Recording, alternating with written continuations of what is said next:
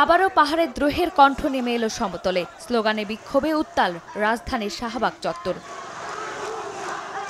বৃহস্পতিবার খাগড়াছড়ির দীঘিনালায় পাহাড়ি ও বাঙালিদের সংঘর্ষে আদিবাসী নিহত হন, আহত হন অন্তত ৩০ জন। এ সময় পাহাড়ি জনগোষ্ঠীর দোকান ও ঘরবাড়িতেও আগুন দেওয়া হয়। এরই প্রতিবাদে শুক্রবার সকালে ঢাকা বিশ্ববিদ্যালয় থেকে মিছিল নিয়ে শাহবাগে জড়ো হন কয়েকশো আন্দোলনকারী।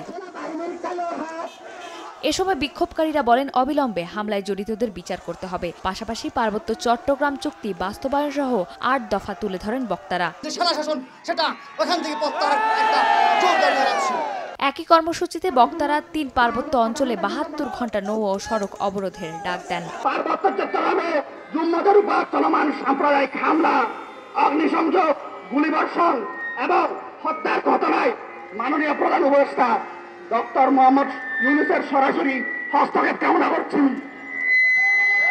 এবং একই সাথে আগামীকাল থেকে ৭২ ঘন্টার জন্য পুরো পার্বত্য চট্টগ্রামে সড়ক ও জনপথে নৌপথে অবরোধ ঘোষণা করছে। দেয়ালে দাগ নিয়ে নো টেনশন, থাকলে Rainbow Acroplast immersion.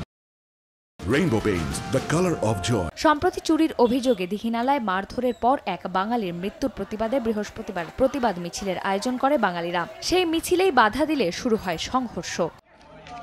Chandrima Chowdhury, সময় সংবাদ, ঢাকা।